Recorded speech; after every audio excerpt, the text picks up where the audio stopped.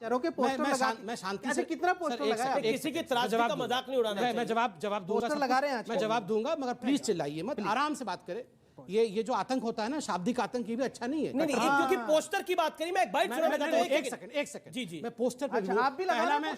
पहला मैं पोस्टर कितना पोस्टर लगाया? पहला मैं पोस्टर पे बोल दूं। जमाई साहब, आपने सवाल पूछा, मैं अपनी बात को काट के पहले आपके प्रश्न का जवाब, मुझे दुख होता है, मुझे कष्ट हुआ अरविंद केजरीवाल जी और उनके कुछ चाटुकार जो हंस रहे थे ठहाके मार के, और जो उन्होंने कहा ये जो नकली पिक्चर है, झूठी पिक्चर है, उसके पोस्टर लगाने आप लोग व्यस्त हैं बीजेपी वाले। पहले तो अरविंद केजरीवाल और उनके गुर्गे जो हैं ये माफी मांगे।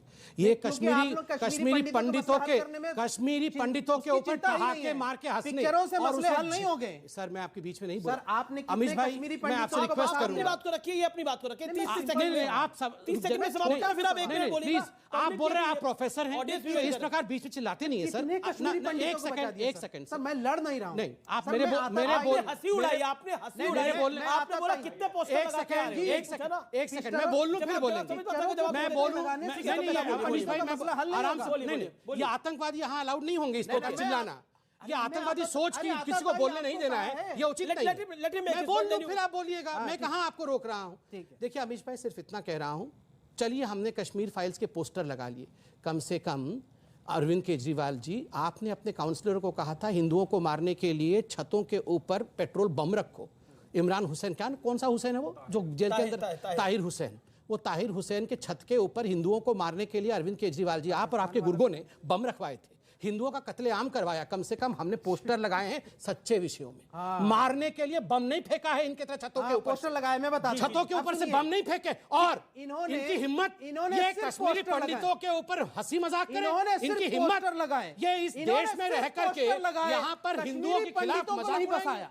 ये कह रहे हैं कि मजाक उड़ाने का विषय क्या है, एक बताइए। मैंने कश्मीरी हिंदुओं के साथ इतनी बड़ी त्रासदी हुई, आर्य गिरजा टिक्कू का गैंग रेप करके उसको आर्य के बीच में काट दिया गया। अरे भाई, मुझे सब पता है। क्या पता है आपको? हमें पता है, इनको कैंसर का ट्रीटमेंट पता है, सब कुछ। ये पिक्चर से पहले भगवान पता था, बिल्कुल। हम इसे पिक्चर से पहले भी हमें पता है, इनसे पूछिए, सब कुछ पता है भाई तुम पोस्टर लगा रहे हो, ये बताओ कितने कश्मीरी पंडितों को बसाए, वहां कितनी कॉलोनियां, रिड्रेशल आपके होते हुए बसाएंगे कहां से? आप तो उड़ा देंगे फिर। डिस्ट्रेस सेल का क्या हुआ? आप यहाँ से जी अब मैं ऑडियंस के बाद चलता हूँ।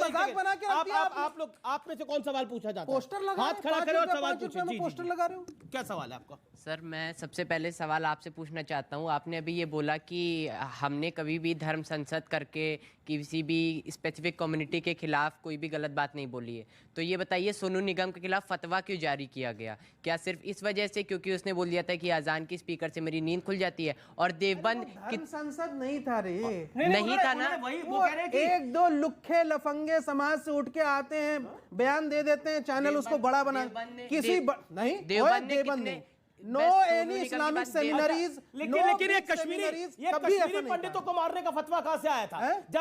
जब मस्जिदों से बोला गया था कि तुम कश्मीरी हिंदुओं तुम चले जाओ अपनी औरतों को छोड़कर, ये किसने बोला गया था? ये नापाक पाकिस्तान से आया था। अगर कश्मीर में रहना है तो अल्लाह अकबर कह रहा होगा, तेरा मेरा रिश्ता क्या, ला इलाहा इल्लल्लाह। ये मस्जिदों से नारे निकले और उन मस्जिदों से नारे निकलने के बाद धर्म संसद करने की जरूरत नहीं पड़ी। कश्मीरी पंडितों को नापाक पाकिस्तान से आया था ये फतवा, जहां मोदी जी बिरयानी खाने गए थे, शिवम त्यागी, एक सेकंड, वहीं से आया था ये फतवा। देखिए, अब सबसे पहले तो मैं एक चीज कहना चाहता हूं कि इस देश में जितनी भी इस तरह की त्रासदियां हुई हैं उनके पोस्टर हर एक राष्ट्रवादी को लगाने ही चाहिए। मैं तो कहता हूं 84 के भी लगाइए, 47 के भी लगाइए। और ये कह रहे हैं कि मतलब धर्म संसद नहीं होती, अरे धर्म संसद की जरूरत ही नहीं है। अगर कोई हिंदू या फिर आपके बारे में जरा सा बोल दे, आप उसका गला काट देते हो सीधा जाकर। जरूरत क्या है? धर्म संसद तो तब जरूरत होगी ना।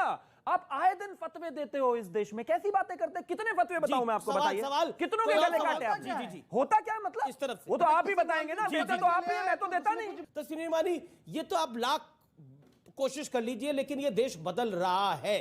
ये देश बदल रहा है जहां पर एक कश्मीरी पंडितों के ऊपर फिल्म बनती है, उसके साथ कई ब्लॉकबस्टर फिल्में आती हैं बड़े बड़े डायरेक्टर प्रोड्यूसर्स की, लेकिन वो नहीं चलती। ये देश बदल रहा है, ये देश बदल रहा है, लेकिन उस बदले हुए देश को आप स्वीकार नहीं कर रहे। पॉइंट ये है, आपको लगता है वही 1980 वाला भारत, आपको लगता है वही 1947 वाला भारत होना चाहिए। नए भारत के अंदर आप बर्दाश्त क्यों नहीं कर पा रहे? योगी आदित्यनाथ दोबारा सीएम बन गए तो अमरोहा में पत्थर चल गए।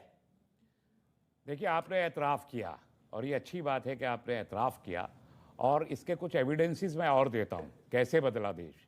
2014 मई के महीने में जब मोदी जी ने शपथ ग्रहण किया, आप तो अभी तो योगी जी के बाद आया नहीं, तो एक स्टेटमेंट आया, बीजेपी वाले भूल जाएंगे, रहमानी साहब आप नहीं भूलेंगे, 14 मई 2014। ऐसा क्यों? आप मुझे जवाब देने की इजाजत मौका दे रहा हूं, मैं तो खामोशी खड़ा हूं। जी बोलिए बोलिए। तब एक स्टेटमेंट आया कि 800 साल के बाद हिंदुओं की सरकार आई है, विश्व हिंदू परिषद के उस वक्त के आजहानी सदर अशोक सिंघल जी का। तथागत रॉय हैं जो गवर्नर थे त्रिपुरा के, उन्होंने कहा कि हिंदू राष्ट्र बनाना है तो इस देश में खून के दरिया से गुजरना पड़ेगा। ये तब्दीली आई।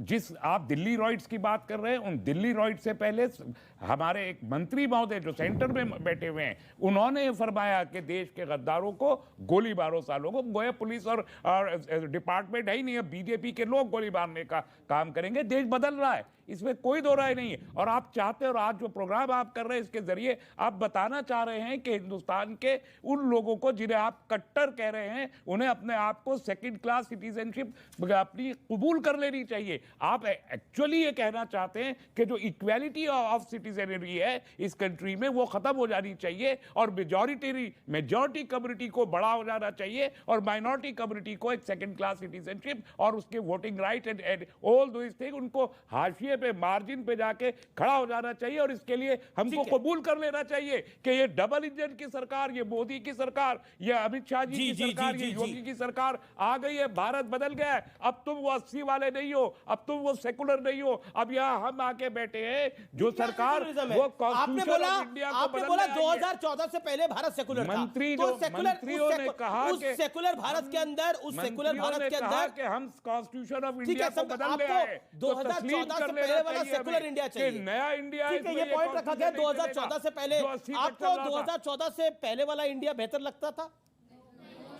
पब्लिक कह रही है रूल इज रूल है। अगर आप हिजाब पहन के जा रहे हो तो फिर स्कूल का मतलब ही क्या हुआ? वहाँ पे आप सेक्युलरिज्म सिखा रहे हो ना कि कोई है नहीं। सेक्युलरिज्म है बेटा, स्कूल में भी गायत्री मंत्र पढ़ते हैं ना सब लोग। सेक्युलरिज्म कहाँ? सर, भारतीय कॉन्स्टिट्यूशन में लिखा गया है कि गायत्री में, एक बार सुनिए नहीं सोहेब जमाई जी, जब तक हम जीवित रहेंगे स्कूल में गायत्री मंत्र चलेगा। ये धमकाना बंद कर दीजिए। धमकाना नहीं, बिल्कुल धमकाना बंद कर दीजिए। गायत्री मंत्र कोई हिंदू नहीं है, तो फिर पहले बता दें, गायत्री मंत्र कोई हिंदू नहीं है। गायत्री मंत्र हिंदुस्तान है, तो रिलीजन गायत्री मंत्र हिंदुस्तान है। ये धमकाइए मत गायत्री मंत्र। ना बिल्कुल इसको सुन लीजिए। एक सेकंड और हमारा हिजाब गलत। अमीश भाई, ये हमारा गायत्री मंत्र नहीं है, ये हम सबका गायत्री मंत्र है। ये रिलीजन, ये देश का गायत्री मंत्र है, इस धरती का गायत्री मंत्र है, ये हिंदुस्तान का गायत्री मंत्र है। हम गायत्री मंत्र लेके मारते नहीं, हम बम नहीं फेंकते हैं। ये अल्लाह अकबर बोल के बम फेंकते हैं। किसने गायत्री मंत्र बोल के बम फेंका? एक उदाहरण दिखाइए, एक उदाहरण दिखाइए। मैं क्या करूं, ये तय नहीं करेंगे। ठीक है, मैं सभी